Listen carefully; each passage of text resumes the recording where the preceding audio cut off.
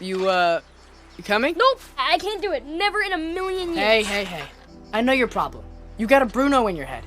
A Bruno. Yeah, I get one too sometimes. Alberto, you can't. Alberto, you're gonna die. Alberto, don't put that in your mouth. Luca, it's simple. Don't listen to stupid Bruno. Why is his name Bruno? I don't care. It doesn't matter.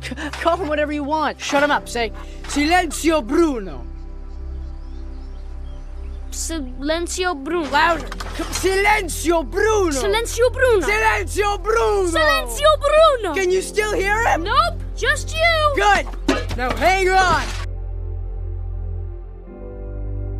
Itu adalah cuplikan yang sangat menghibur. Tapi di baliknya tersimpan salah satu pelajaran paling penting tentang kecerdasan dan keberanian. Sebagian besar dari kita tidak menyadari bahwa kita memiliki Bruno, suara kritis, penuh keraguan, yang selalu mengatakan kau tidak bisa, kau akan gagal, atau itu terlalu berisiko. Suara itu adalah kritikus internal kita. Dan suara inilah yang sering menjadi satu-satunya hambatan terbesar yang membatasi potensi dan kecerdasan kita untuk berkembang. Kecerdasan sejati tidak hanya diukur dari seberapa banyak yang kita ketahui, tetapi dari kebiasaan mental kita dalam menghadapi keraguan. Di video kali ini, kita akan membahas cara paling cerdas untuk mengelola dialog internal negatif ini. Membedah kebiasaan psikologis sederhana yang bisa kita tiru dari Alberto untuk membungkam Bruno bodoh itu. Dan akhirnya melepaskan keberanian yang dibutuhkan untuk mengaktifkan seluruh potensi berpikir kita. Suara yang kita dengar di kepala, yang selalu meragukan dan mengkritik setiap keputusan, memiliki nama dalam psikologi, yaitu kritikus internal. Ia adalah sabotir senyap yang menghalangi kita untuk mengambil langkah cerdas. Penting untuk dipahami bahwa suara ini awalnya muncul bukan untuk menghancurkan, melainkan untuk melindungi. Kritikus internal adalah mekanisme bertahan hidup yang kuno. Di masa lalu, menyarankan kehati-hatian sangat membantu untuk menghindari bahaya fisik. Tapi di dunia modern, suara itu menerjemahkan risiko fisik menjadi risiko kegagalan, kritik, atau penolakan. Tugas aslinya adalah menjaga kita aman, tetapi efeknya adalah membuat kita aman tapi stagnan. Ini menjadi penghambat kecerdasan karena ia secara efektif memotong sumber pembelajaran kita, pengalaman. Ketika seseorang mendengarkan suara yang mengatakan, "Kau akan gagal, jangan coba." Ia tidak pernah mendapatkan input dan data baru yang diperlukan oleh otak untuk berkembang. Kecerdasan bersifat adaptif, dan ia hanya beradaptasi jika kita memberinya tantangan. Kritikus internal mencegah kita mendapatkan tantangan, sehingga membatasi pertumbuhan kognitif. Masalahnya bukan karena suara itu ada, ia akan selalu ada. Masalahnya adalah kebiasaan kita untuk mempercayai suara itu sebagai kebenaran mutlak tentang diri kita. Untuk menjadi cerdas dan berani, kita harus mengubah kebiasaan mental kita dari mendengarkan menjadi mengelola.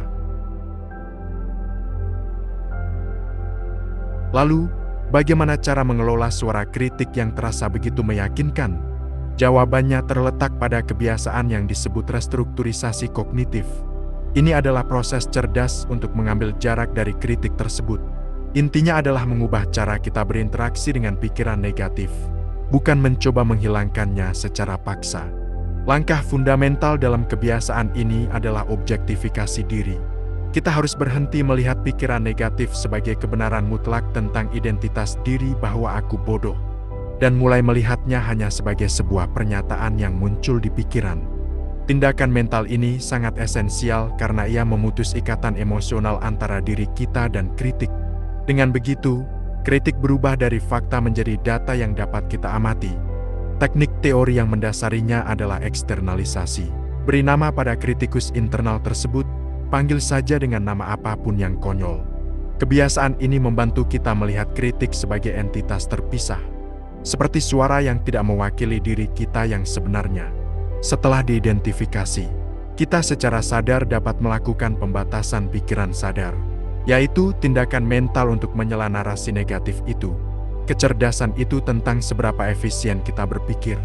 Dengan secara aktif membungkam kebisingan internal yang tidak relevan ini, kita membebaskan ruang kognitif yang tadinya terbuang untuk perdebatan internal. Kebiasaan ini memungkinkan otak kita mengalihkan fokus dari reaksi emosional ke pemecahan masalah yang sebenarnya. Langkah selanjutnya adalah menjadikannya kebiasaan harian. Kita perlu alat praktis untuk memastikan kita mengaktifkan kecerdasan saat tekanan mental datang. Pertama, latihan jarak waktu atau the 5-second rule. Ketika keraguan diri muncul dan mendesak kita untuk menunda atau mundur, berikan diri kita komitmen minimal 5 detik untuk memulai tindakan yang kita takuti. Ini bisa berupa 5 detik membuka laptop untuk menulis, 5 detik mengangkat telepon, atau 5 detik berdiri. Kebiasaan ini sangat cerdas karena ia memutus jeda psikologis antara niat dan aksi. Begitu aksi dimulai, momentum akan mengambil alih, mengajarkan otak bahwa ketakutan bersifat sementara dan dapat dikalahkan dengan tindakan mikro.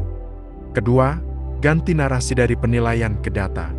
Secara refleks, kritikus internal selalu memberikan penilaian buruk. Kebiasaan cerdas adalah mengubah penilaian itu menjadi permintaan data. Jika pikiran berkata, kamu akan gagal dalam presentasi ini, respons internal kita harus, data apa yang mendukung pernyataan ini? Atau apa satu langkah yang bisa dilakukan sekarang untuk meningkatkan peluang? Kebiasaan mengubah narasi dari emosi ke analisis ini secara langsung mengaktifkan bagian otak yang memecahkan masalah, bukan yang bereaksi terhadap ancaman. Ketiga, komitmen mempelajari setiap sore. Sisihkan 10 menit setiap sore untuk melakukan refleksi harian. Jangan refleksi tentang apa yang salah, tetapi tentang apa yang dipelajari. Kebiasaan ini secara sistematis membangun asosiasi positif antara kesulitan dan pertumbuhan. Ketika otak tahu bahwa setiap kesulitan akan diubah menjadi data pembelajaran, ia akan lebih berani dan lebih cerdas dalam menghadapi tantangan esok hari. Kebiasaan-kebiasaan ini lambat laun akan merestrukturisasi hubungan kita dengan keraguan diri, membuka jalan bagi kecerdasan yang berani dan adaptif. Kecerdasan sejati, pada akhirnya, membutuhkan keberanian psikologis. Ini bukan masalah IQ, tetapi kebiasaan mental yang memungkinkan kita mengambil risiko, menerima pembelajaran, dan bergerak maju meskipun ada keraguan. Kebiasaan cerdas untuk membungkam kritikus internal adalah langkah fundamental untuk melepaskan potensi terpendam. Dengan menjadikan restrukturisasi kognitif sebagai rutinitas, kita memilih untuk tidak lagi membiarkan mekanisme bertahan hidup yang usang membatasi pertumbuhan. Kita mengambil alih kemudi pikiran, dan kita membiarkan potensi kita berkembang tanpa hambatan. Jadi, tantangannya sekarang, apa nama yang akan kita berikan pada kritikus internal kita? Dan langkah apa yang akan kita ambil untuk membungkamnya setiap kali ia mencoba menghentikan kita dari pembelajaran? Silakan bagikan strategi dan pengalaman di kolom komentar. Kalau video ini memberikan pencerahan tentang cara berpikir, silakan like dan subscribe. Sampai jumpa di eksplorasi mendalam tentang pemikiran lainnya.